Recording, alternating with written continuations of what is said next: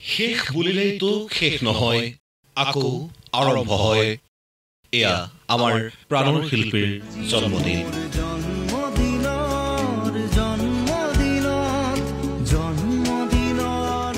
Cake কাটি জন্মদিন উদযাপন কৰিছে জুবিন গাৰ্গে। অনুৰাগীৰ ভিৰৰ মাজত হেৰাই গৈছে জুবিন গাৰ্গ।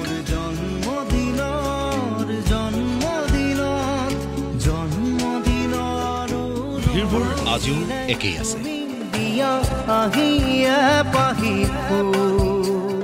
কাহিলীপাৰাৰ বাসগৃহত ভিৰ কৰিছে অনুৰাগী গুণমুগ্ধই। পুৱাৰে পৰা সকলোৰে ব্যস্ততাৰ অন্ত নাই।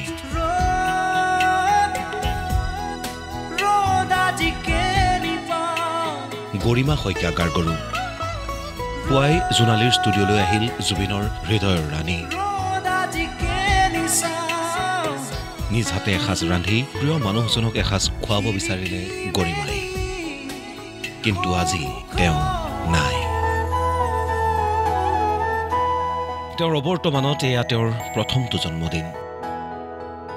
সেয়েহে ভাতৃ অৰুণ গাৰ্গৰ হতুৱাই ব্ৰহ্মপুত্ৰৰ বুকুত সেই আহাৰ আগবঢ়ালে গৰিমা শইকীয়া গাৰ্গে।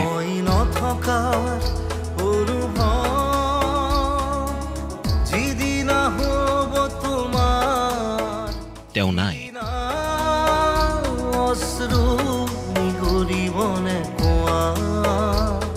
সেই কথাই বিগত 59টা দিনে বুকুত বান্ধি লৈ বাহিৰৰ পৰাহে স্থিতপ্ৰজ্ঞ এইগৰাকী মহিলা।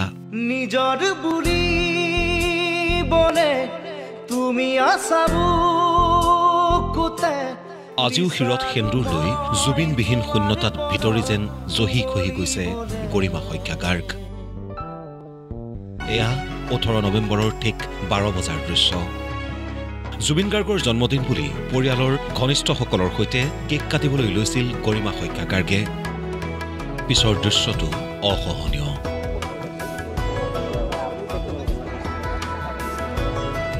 এয়া 18 নৱেম্বৰৰ পুৱা জুবিন গাৰ্গৰ বাসগৃহত চলি আছিল জুবিন গাৰ্গৰ জন্মদিনৰ বিভিন্ন অনুষ্ঠান। কিন্তু সেয়া যেন এক অসহনীয় বেদনা হৈ এক নিৰ্মম বাস্তৱ হৈ ধৰা দিছে গৰিমা শইকীয়া গাৰ্গৰ বাবে।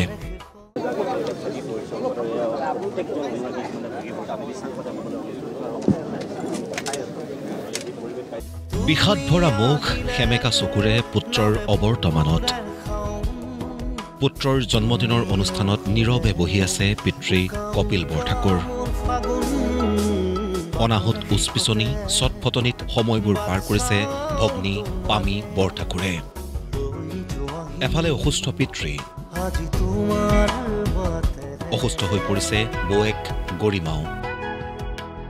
নিজকে যেন স্থিৰ কৰি ৰাখিব খুজিছে পামী বৰঠাকুৰে।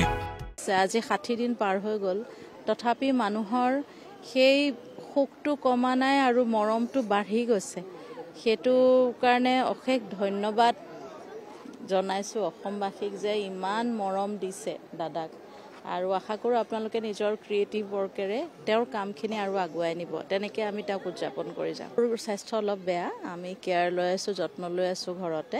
অলপ দিনতে 7 দিন মাজতে হস্পিটেলাইজ কৰিব লগা হৈছিলে।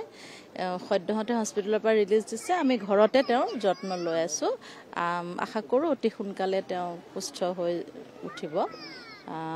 অলপ কষ্ট পাই আছে মনত, যিহেতু তেওঁৰ প্ৰথম কেইদিন অকণমানো তেওঁ সময় দিয়া নাই, ৰাইজকে সময় দিলে। গতিকে এতিয়া তেওঁ যেতিয়া কথাখিনি অলপ বেছিকৈ অনুভৱ কৰিছে, কষ্টটো বেছি পাইছে। সেইটো কাৰণে অলপ আমি কেয়াৰ লৈছোঁ, যত্ন লৈছোঁ। ন্যায়িক প্ৰক্ৰিয়াটো এটা নিৰ্দিষ্ট তেওঁলোকৰ প্ৰচেছেৰে চলিব। এতিয়া জুবিন গাৰ্গৰ দাদাৰ আজি বাৰ্থডে বুলি ন্যায় দিব বুলি তেওঁলোকে তেনেকৈ ডিচাইড কৰা মই ভাবোঁ অসুবিধা আছে, কাৰণ তেওঁলোকে নিজৰ এটা প্ৰচেছত চলিছে। গতিকে তেওঁলোকে হয়তো নিৰ্ধাৰিত দিন এটা দিছে, সেই দিনতে তেওঁলোকে দিব চাৰ্জশ্বীট আমি ভাবিছোঁ, আৰু আমি আশাবাদী ন্যায় পাম বুলি দাদাৰ হৈ পেলাই। আৰু আমিবোৰ সেই যে উৰাজাহাজখন, সেই যে গামোচাৰে থকা বগা এম্বুলেন্সখন, সেই চিতাৰ জুইকুৰা, সেইবোৰ আমি মানি ল'ব পৰা নাই। আমাৰ মনে বিচাৰিছে গান গাই মঞ্চতে শুই দিয়া হাৰ্টথ্ৰবজনক।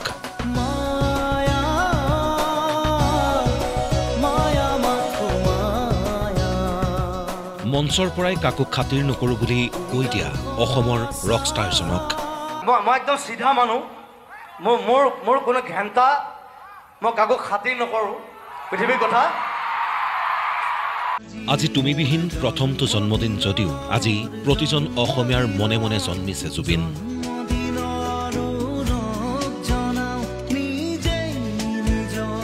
প্ৰজন্মৰ মনত জন্মিছে কাকো খাতিৰ নকৰা প্ৰকৃতিক ভালপোৱা মানৱ দৰদী জুবিন জুবিন আজি সপোনে সপোনে নিবিৰে নিবিৰে তোমাৰ মৰমৰ সুৰ তুমি সুবাস অসমীৰে তুমি সুবাস সৃষ্টিৰে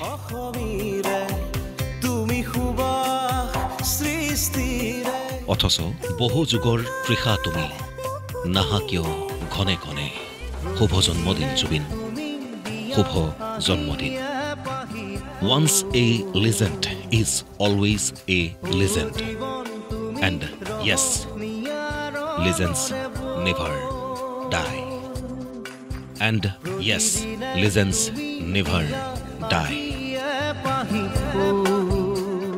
Bureau Inputor সহযোগত নিউজ ডেস্ক প্ৰতিদিন টাইম